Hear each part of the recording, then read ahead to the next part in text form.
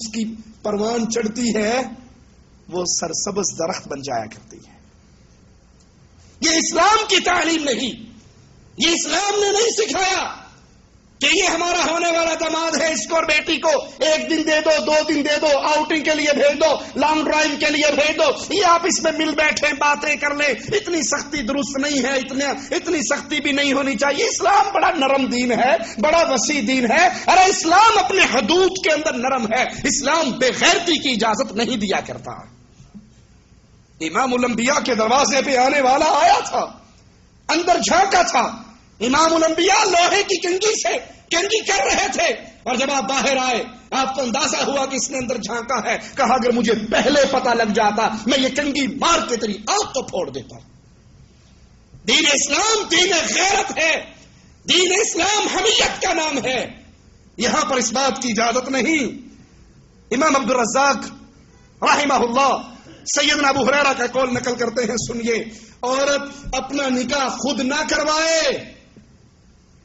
کاش نبی کے یہ فرامین، آپ کے صحابہ کے یہ ارشادات جن کے ہاتھ میں قلم ہے ان تک بھی پہنچ جائے، جو ولی کی شرط کو ٹھوکر مار کے لڑکیوں کو بدکاری کی اجازت دیتے ہیں۔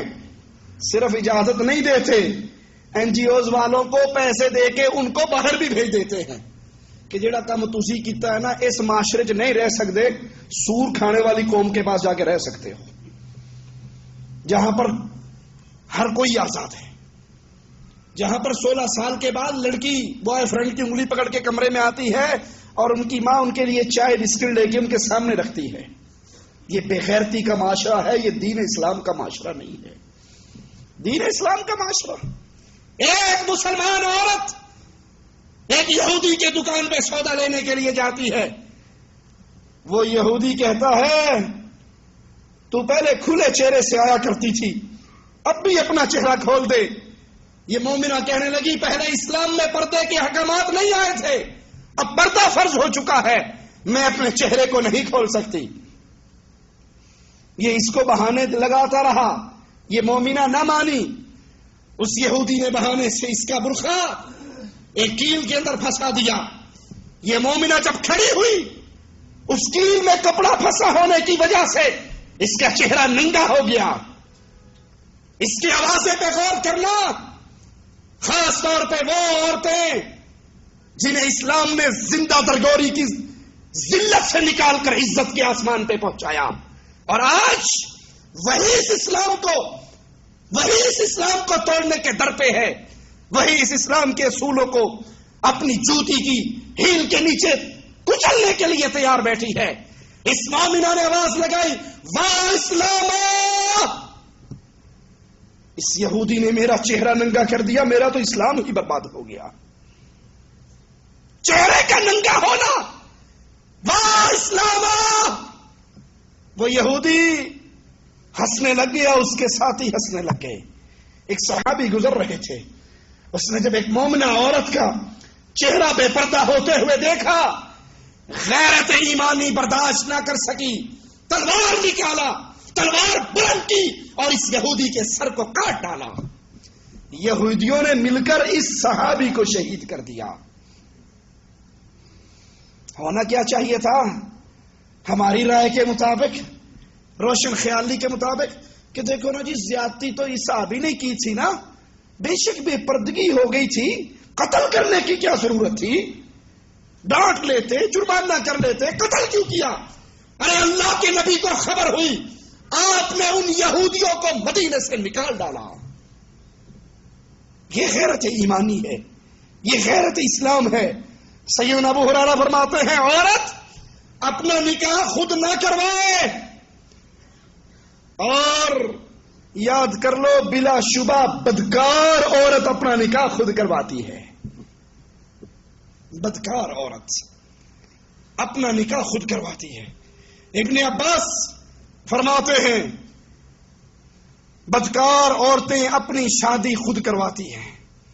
کورٹ میرج کرنے والوں، لو میرج کے کافرانہ نظام کو اسلام کے چولا پہنانے کی کوشش کرنے والوں، عبداللہ ابن عباس اور تم کیا جانو عبداللہ ابن عباس کو، مفسر قرآن، وہ فرما رہے ہیں بدکار عورت اپنی شادی خود کرتی ہے، اس کو ولی کی حاجت نہیں رہتی۔ جا کے دیکھ لیجئے اپنے شہروں کی اس بستی کا نام لیتے ہوئے شرم آتی ہے جہاں پر لائسنس لے کر بیٹھی ہیں۔ ہمیں تم کون روک سکتے ہو؟ ہمارے پاس تو گورنمنٹ کا لائسنس ہے، ہم باعزت شہری ہیں، پاک کمائی میں سے ٹیکس بھی ادا کرتی ہیں۔ اور ابن عباس فرما رہے بلا شبہ زانیہ بدکار عورت اپنی شادی خود کرتی ہے۔ امام عبد الرزاق نے عمر بن دینار سے روایت نقل کی، کہا ابو امامہ کی بیٹی نے بنو بکر قبیلہ کی ایک عورت کی شادی کنانہ سے کروا دی۔ القمہ عمر بن عبدالعزیز رحمہ اللہ کو خط لکھتے ہیں کہ میں اس کا ولی ہوں اور اس کا نکاح میری اجازت کے بغیر ہوا ہے، کسی اور نے کروایا ہے، مجھ سے اجازت نہیں مانگی گئی، ولی میں ہوں، میری اجازت کے بغیر نکاح ہوا ہے۔ عمر بن عبدالعزیز رحمہ اللہ نے اس نکاح کو ختم کروا دیا، حالانکہ یہ عورت اور مرد آپس میں ازدواجی تعلقات قائم کر چکے تھے، لیکن یہ نکاح برقرار نہیں رہا۔ کیوں؟ یہ نکاح شریعت محمدیہ کے خلاف ہوا۔ اسلام نے عورت کو، بیٹی کو بڑا مقام عطا کیا ہے۔ اس کے اندر ایک شق یہ بھی ہے، اگر تم ہدیہ دینے لگو تو بیٹی اور بیٹے کو برابر ہدیہ دو۔ یہ نہیں کہ بیٹے پر تو دل کھول کے خرچ کرو اور جب معاملہ بیٹی کا آئے تو پھر اپنی مٹھی کو بند کر لو۔ شریعت میں ہدیہ دیتے ہوئے بیٹی اور بیٹا ان دونوں کے درمیان انصاف کرنے کا حکم ہے۔ بخاری و مسلم میں ہے، ایک صحابی نے اپنے بیٹے کو ہدیہ دیا، پھر اللہ کے رسول صلی اللہ علیہ وسلم کے پاس آئے اور کہا اللہ کے نبی میں نے اپنے بیٹے کو ہدیہ دیا ہے، میں آپ کو اس پر گواہ بنانا چاہتا ہوں۔ آپ کا سوال، آپ نے پوچھا تو نے اپنی اولاد میں سے سب کو برابر برابر دیا ہے؟ جو اس کو دیا وہی اپنی باقی اولاد کو دیا؟ اولاد میں بیٹے اور بیٹیاں ہیں، جو تو نے اس کو ہدیہ دیا باقی اولاد کو بھی تو نے وہی دیا؟ وہ کہنے لگے نہیں اللہ کے نبی صلی اللہ علیہ وسلم، میں نے باقیوں کو نہیں دیا، میں نے صرف اسی بیٹے کو دیا۔ تو امام الانبیاء علیہ الصلوۃ والسلام نے فرمایا فاتقوا اللہ واعدلوا بین اولادکم، اللہ سے ڈرو، اپنی اولاد کے درمیان عدل اور انصاف کرو۔ اگر تم کسی کو ہدیہ دینا چاہو، جو بیٹے کو دو وہی باقی بیٹوں کو دو اور وہی بیٹی کو بھی دو۔ اسی طرح اسلام زمانہ جاہلیت کی اس بد رسم کو توڑتا ہے کہ اس دور میں بیٹی کو وراثت میں سے حصہ نہیں ملتا تھا، اسلام میں بیٹی کا حصہ باقاعدہ وراثت میں رکھا ہے۔ اب سوچئے ان احادیث کو، آیات کو اپنے سامنے رکھیے اور اپنے اپنے گریبانوں میں منہ ڈالیے، ہم دین محمد پر ہیں یا جاہلیت کے دور کے دین پر ہیں؟ ہم مرنے سے پہلے کوشش ہوتی ہے ڈوکھا لاجوا تو سارا کچھ ہی پترا نو دے جاؤں، کیوں؟ یہ میرا ایک مربع زمین میرے بیٹوں کو ملے گی۔